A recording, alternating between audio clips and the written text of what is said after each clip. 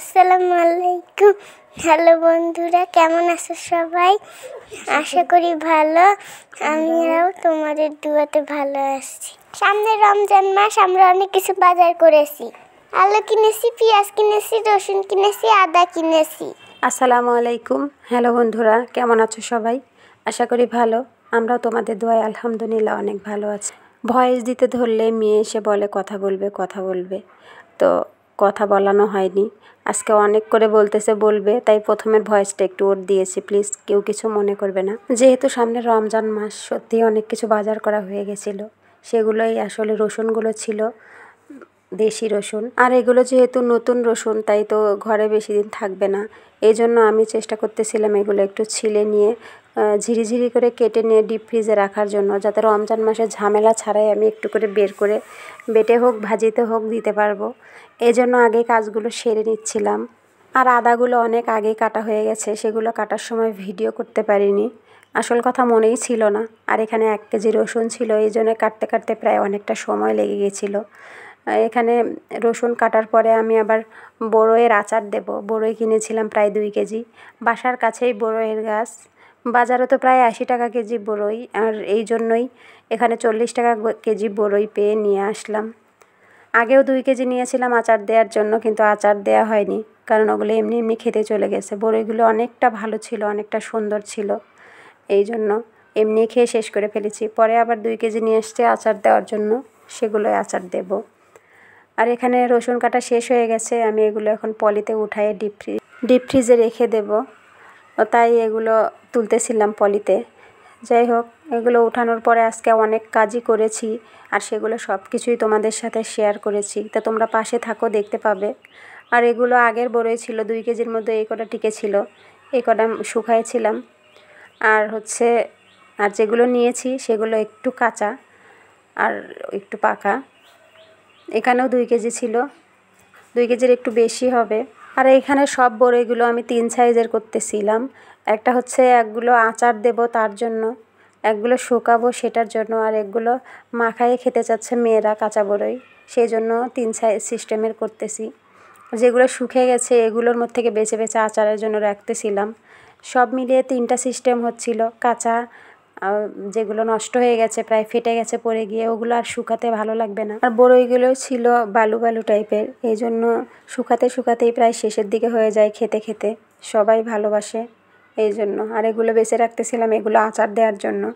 আর যেগুলো কাঁচা কাঁচা বেছে রাখতেছিলাম সেগুলো হচ্ছে মেখে খাওয়ার জন্য, আর রোদে দেওয়ার জন্য আলাদা করতেছিলাম। যেগুলো ফাটেনি, সুন্দর ছিল সেগুলো। যাই হোক, এগুলো বড়ই বাসে শেষ করে নিয়ে তারপরে আবার আরেকটা কাজ করেছিলাম, সেটাও শেয়ার করব তোমাদের সাথে। প্লিজ তোমরা সবাই পাশে থাকো, দেখতে থাকো। এখানে প্রায় বাসা শেষ হয়ে গেছে 3 সিস্টেমের। এগুলো একদম নিট অ্যান্ড ক্লিন, কোনো ফাটা নেই, সুন্দর। এগুলো রোদে দেব। আর তার পাশে ছিল এগুলো ফাটা ফাটা, এগুলো আচার দেব। আর তারপরে ছিল এগুলো একদম কাঁচা কাঁচা, সেগুলো মেখে খাবো, এই জন্যই রেখেছিলাম। তো 3 সিস্টেমের করা শেষ। এগুলো এখন আমি ছাদে নিয়ে যাব। যেহেতু আমার হচ্ছে 4 তলার ছাদ, এই জন্য অনেক উপরে যেতে হবে, এই জন্য সব একসাথে নিয়ে যাব। বড়ইগুলো এখন যেগুলো আচার দেব সেগুলো ভাপ দেওয়ার জন্য দিচ্ছিলাম, যে একটু হালকা ভাপ দিয়ে রোদে শুকায়ে তারপর আচার বানাবো। এই জন্য এগুলো একটু হালকা লবণ দিয়ে, একটু পানি দিয়ে এগুলো সেদ্ধ বসায় দিয়ে তারপরে বানাবো হচ্ছে আলুর চিপস, যেটা বলে আলুর পাঁপড় আমরা যেটা বলি, বাজারে কিনে খাওয়াই মেয়েদের। তা ভেবেছিলাম এবার যেহেতু আলু সস্তা, তাই 1 বস্তা পাঁপড় বানাই। তো আমি যতবার আলুর চিপস বানাতে গিয়ে আলুর পাঁপড় বলবো, ততবার আমার মেয়ে সংশোধন করবে, ওটা আলুর পাঁপড় নয়, আলুর চিপস। তো এখানে ভাবে দিয়েছিলাম। আর অনেকগুলো আলু কেনা হয়েছিল, প্রায় 30 কেজি। এই জন্য ভাবলাম, একদিন বানিয়েও ফেলেছিলাম, তো সেগুলো ভিডিও করা হয়নি, তাই আবার বানাচ্ছি। তো এখান থেকে একটু বড় বড় সাইজ বা ছোট ছোট যেগুলো নষ্ট হতে ধরতেছে, যেহেতু আলু এখনও বয়স হয়নি, একটু কমলা কমলা আছে, এই জন্য যেগুলো নষ্ট হতে ধরতেছে ওগুলোই নিচ্ছিলাম। নিয়ে কেটে কেটে রাখতেছিলাম, একটু পাতলা করে কেটে নিচ্ছিলাম। আর সবগুলোই ছেলা যাচ্ছিল না, কারণ একটু তো শুকিয়ে গেছে, এই জন্য ছিলে নেওয়া লাগতেছিল, এই জন্য অনেকটা দেরি হচ্ছিল। আর আলুর পাঁপড় বানাইতে যেহেতু একটু বানাবো না, অনেকগুলোই বানাবো, কারণ একদিনে তো প্রতিদিন তো আর করা হয় না। আর যেহেতু আমি একা, করতে হচ্ছে, এই জন্য অনেকটা সময় লেগে গেছিলো। একদিকে তো রসুন কেটে রাখা, আবার বড়ই দেয়া, বড়ইয়ের ভাপ দেয়া, আচার শুকাতে দেয়া, আবার আলু কাটা, সব মিলিয়েই অনেক সময় লেগে গেছিলো আমার কাটতে কাটতে। তো আলুগুলো কাটতেছিলাম, আলুগুলো প্রায় এই গামলাটা ভরে গেছিলো, বোঝা যাচ্ছিল না, গামলাটা অনেক বড় ছিল। তো প্রায় কাটা শেষ।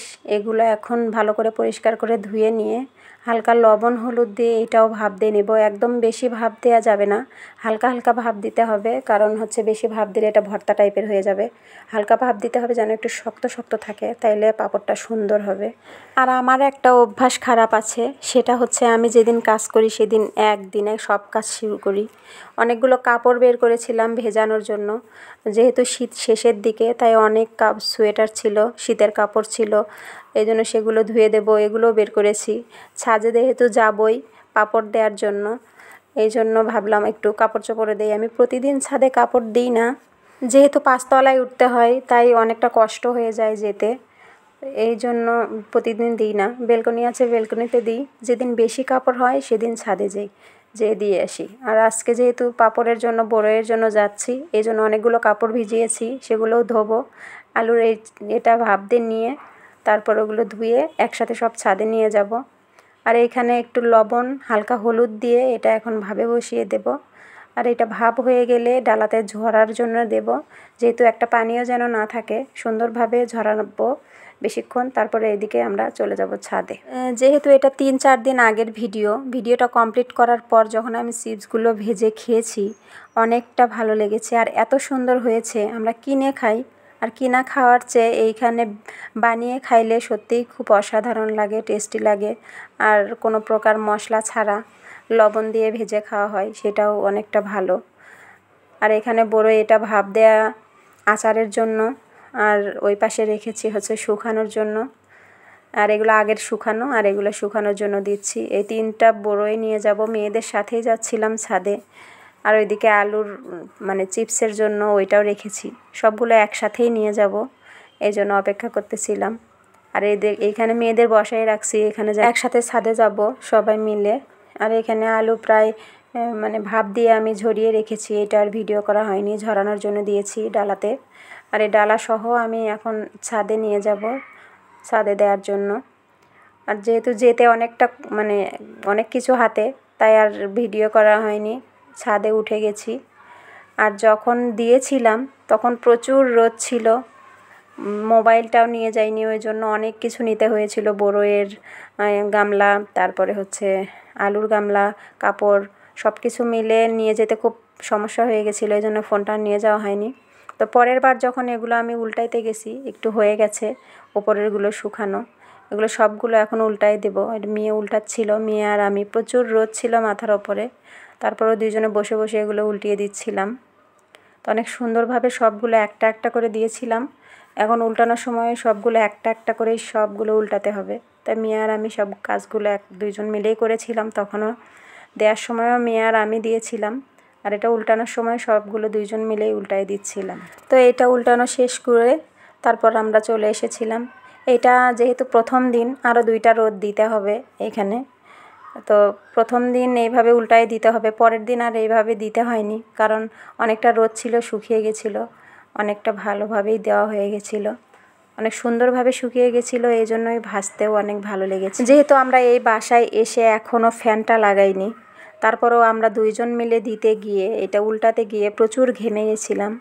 অনেক ছাদে গরম ছিল, রোদ ছিল, নিচেতে অতটা বোঝা যায় না রোদ, কিন্তু উপরে অনেকটা রোদ বোঝা যায়। একটা ফাইনালি উল্টানো শেষ হয়ে গেছে, তারপরের ভিডিওটা করেছি এটা। তো উল্টানো শেষ, আমরা এখন নিচে নেমে আসব। আর আমি হচ্ছে দেখাচ্ছিলাম ওই যে ওই গাছটা থেকে আমরা বড়ই কিনেছি, ওই গাছটা থেকে আমরা বড়ই কিনেছিলাম, একদম টাটকা সুন্দর। এখান থেকে বোঝা যাচ্ছে না অতটা, আর রোদ ছিল, আমি বুঝতেও পারতেছিলাম না যে ভিডিও হচ্ছে কি না, দেখা যাচ্ছে কি না অতটা। তো যাই হোক, অনেক সুন্দর বড়ই আমি ওখান থেকে নিয়েছিলাম। আর এখানে আমি ট্যাঙ্কির ওপরে দিয়েছিলাম সব বড়ইগুলো, এইখানে শুকিয়ে গেছে অনেকটা, রোদ ছিল প্রচুর, এই জন্যই। আর শুকনো বড়ইগুলো যেগুলো শুকনা, সেগুলো একটু কালো কালো মনে হচ্ছে, কিন্তু কালো না, ওটা খয়েরি কালার ছিল। আর যেগুলো আমি শুকাইতে দিয়েছিলাম, এগুলো প্রায় লাল লাল হয়ে গেছে, খয়েরি খয়েরি হয়ে গেছে। তো তো যাই হোক, ফাইনালি আমার এটা 3 দিন পরের পাঁপড়গুলো। এটা প্রায় শুকানো কমপ্লিট হয়ে গেছে, সুন্দরভাবে শুকিয়েছে, একদম মুচমুচো ছিল শুকানোটা। আর কালারটাও এত সুন্দর আসছিল বলে বোঝানো যাবে না।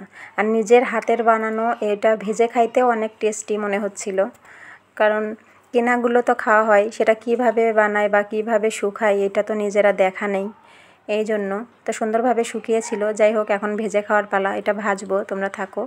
আর যারা যারা এতক্ষণ আমার সাথে আছো সবাইকে অসংখ্য ধন্যবাদ, অনেক অনেক ভালোবাসা আমার সাথে থাকার জন্য, আমার ভিডিওটা দেখার জন্য। সবাই প্লিজ একটা করে লাইক করে দিবে, কমেন্টস করে দিবে। আর যারা আমার চ্যানেলে নতুন, আমার ভিডিওতে নতুন, তারা প্লিজ চ্যানেলটা সাবস্ক্রাইব করবে আর পাশে থাকা বেল বাটনটি অল করে দিবে, যাতে আমার পরবর্তী ভিডিও ছাড়ার সাথে সাথে তোমরা পেয়ে যাও। আর যারা যারা এই আলুর চিপসটা পছন্দ করো তারা অবশ্যই নিজেরা বাসায় বানানোর চেষ্টা করবে আর একবার ট্রাই করে দেখবে, অনেকটা ভালো লাগে। আর খুব সহজ পদ্ধতি এটা, শুধু আলু কেটে হালকা ভাপ দিয়ে নিয়ে রোদে শুকালেই হয়ে যায়, আর অন্য কিছু করতে হবে না এটাতে, তেমন কোনো কিছু ঝামেলা ছাড়া। তো এটা এখন আমি ভাজবো, কড়াইতে তেল গরম দিয়ে দিয়েছি, এটা এখন আমি ভেজে নেব। আর ভেজে নেওয়ার জন্য আমার মেয়েদের খুব পছন্দ হয়ে গেছে, এর আগেও যেহেতু আমি বানিয়েছি অনেকটা পছন্দের হয়ে গেছে ওদের। আর যেহেতু এখানে আমি বিট লবণ দেবো না, অন্য কোনো কিচ্ছু দেবো না, শুধু একটু লবণ দেবো, সাদা লবণ। আর এই চিপসটা ভাজতে খুব বেশি একটা তেলও লাগে না, অল্প তেলের মধ্যে অনেক সুন্দরভাবে ভাজা হয়ে যায়। এই যে দেখো, আমি অল্প একটু তেলের মধ্যে দিয়েছি, আর এটা একটু হালকা তাপ দিয়েছি, এই জন্য একটু দেরি হচ্ছে। তো অনেক সুন্দরভাবে ভাজা হয়, অত বেশি তেলও লাগবে না, সুন্দরভাবে প্রায় ভাজা শেষ হয়ে গেল। দেখো, একটু বেশি সময়ও লাগে না, সুন্দর একদম কেনা পাঁপড়ের মতো।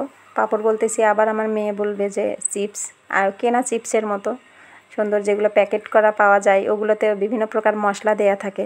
তো যাই হোক, কোনো মশলা ছাড়া বাইরে থেকে কিনে খাওয়ানোর চেয়ে বাচ্চাদের এভাবে বানিয়ে খাওয়ানোই আমার কাছে অনেকটা ভালো মনে হলো, কারণ আমি এর আগেও অনেকবার বানিয়েছি, কিন্তু আমার মেয়েরা তখন অনেকটা ছোট ছিল, ওইভাবে খেতে পারেনি। আর এইবার যখন বানিয়েছি, এবার বানানোটা সার্থক মনে হলো, ওরা অনেক সুন্দরভাবে পছন্দ করেছে এটা।